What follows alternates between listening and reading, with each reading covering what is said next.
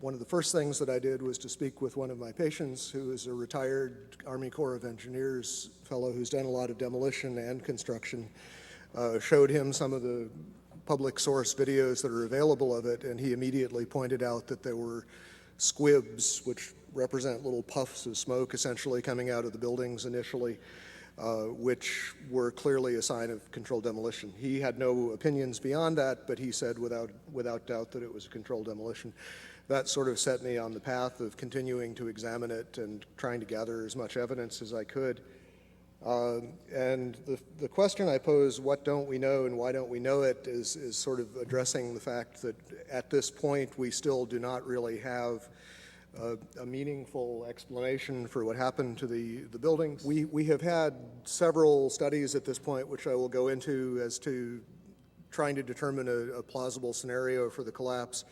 As of this point, none of them have presented us with anything that I think could be reasonably called a convincing and detailed account of why the collapse has occurred.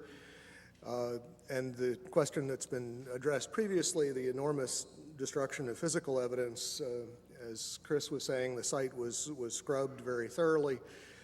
Out of the entire mass of the buildings that were destroyed, the National Institutes of Standards and Technology, who are now doing the ongoing investigation, managed to save about 240 pieces out of the entire building. All of the rest of it was basically recycled. The obvious question is what does it mean that there was a controlled demolition? At the simplest level, it means that someone had a lot of access to the buildings over a long enough period of time to set this up.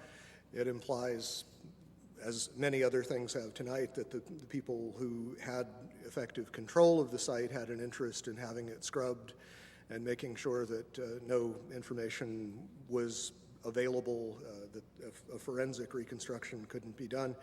Even in much smaller catastrophes, we typically will reconstruct things as completely as possible. For example, TWA Flight 800 pieces were dredged off the bottom of the sea. A complete reconstruction was done to allow a detailed analysis. In this case, the exact opposite was done. The first report that was really issued on this was issued by FEMA in collaboration with the American Society of Civil Engineers. There was basically a volunteer team from ASCE that had very limited access to the site. A lot of the pieces that they were able to retrieve were retrieved by going to landfills and trying to find interesting pieces before they were disposed of.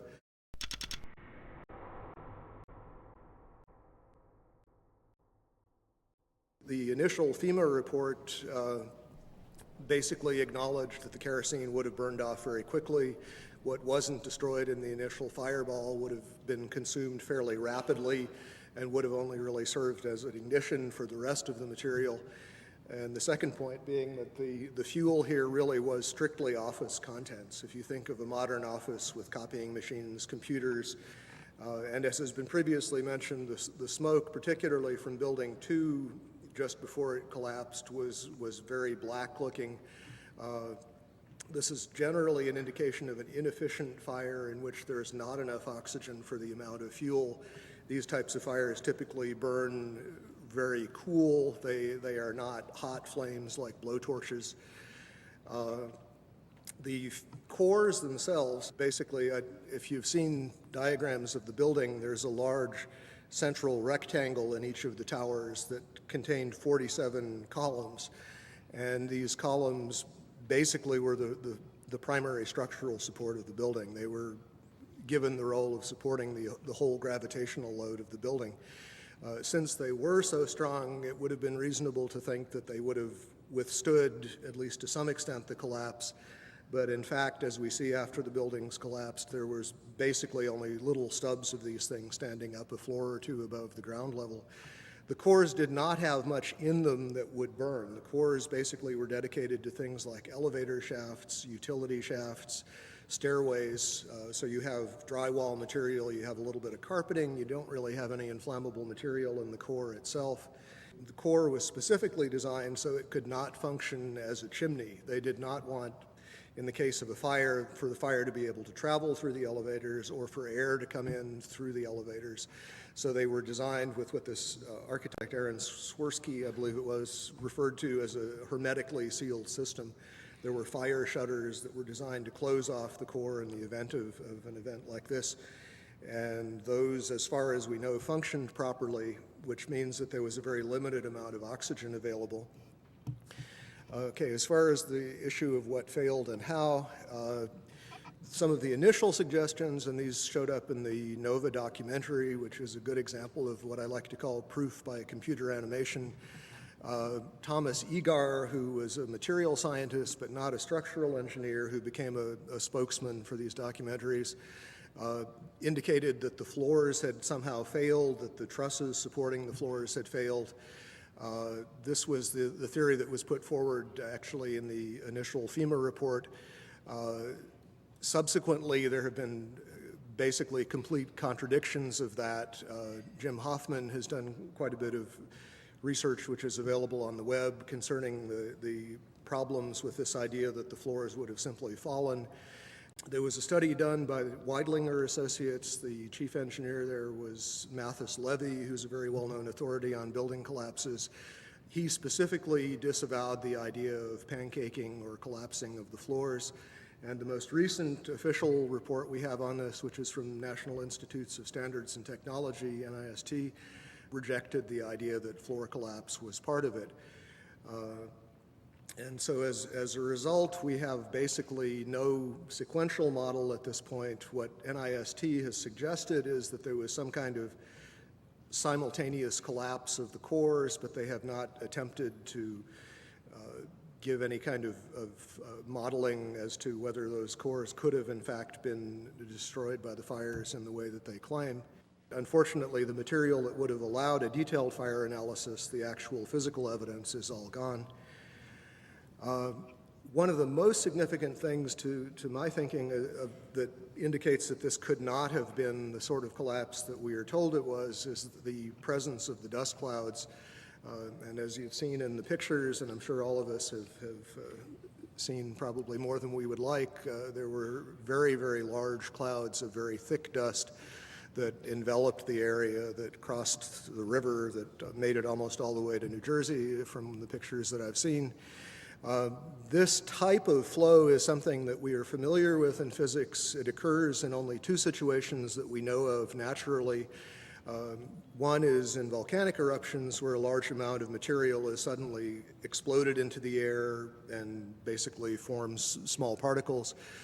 The other situation is something called turbidity currents. These occur along the edges of the continental shelves, where mud or sediment will slump, become suspended in water. And the common thread is that you have large amounts of a dense material that is suspended very quickly in a fluid, thereby creating another denser fluid, which is in effect the dust cloud. And that fluid can achieve considerable velocities. The problem with creating this sort of slurry of fine particles is that there really is no mechanism that has been proposed. We have concrete floors with carpeting or flooring over them. We have furniture.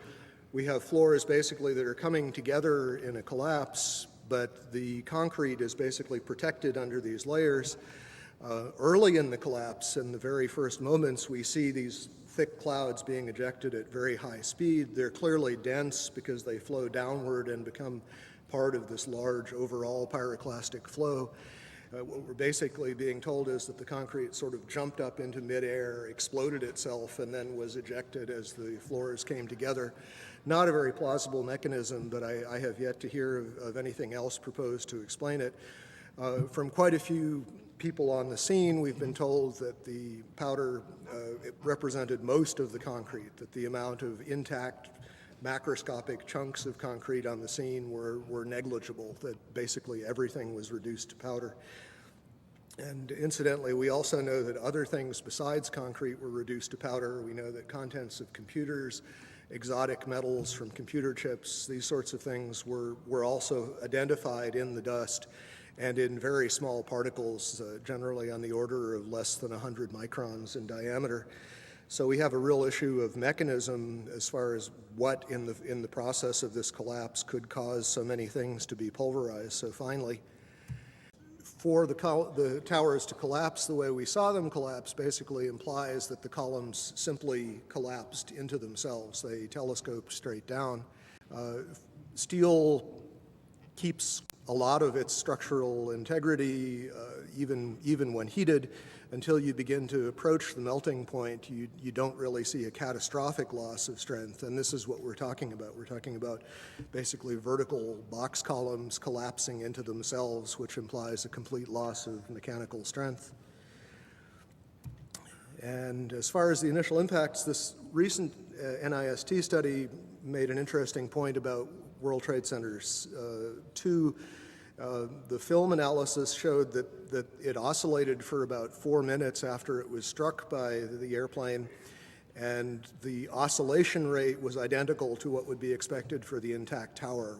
Trade Center towers in most modern buildings are heavily redundant in the sense that the load bearing can be shifted to other members if some of them fail, and we saw that happen in this case. Stresses do redistribute, but absent further weakening of the structural members, that distribution is limited. It happens, the structure restabilizes, and unless there's significant further damage, it doesn't progress to a total collapse.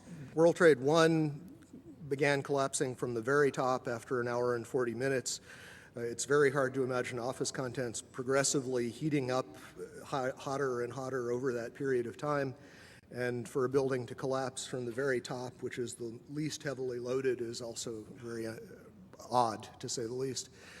Just a couple of other anomalies. As we know, there were reports of explosions. There were reports of underground explosions in both of the towers at the time of the impact from a building engineer by the name of Philip Morelli. There are interviews with him on the web. From the Naudet brothers film, 9/11, we see that the lobby of the North Tower was extensively damaged with what looks like high explosive blast damage, and this was immediately after the plane collision. But we know that on the weekend before, there were power downs, and there appear to have been evacuation drills going on throughout the previous week, which suggests that at least some people knew that something was happening. The power downs may represent a time window in which demolition charges would have been planted, although I think it's possible that they also were planted over a much longer period of time, given the relative accessibility of the buildings. Okay, that's all I have to say. Thank you.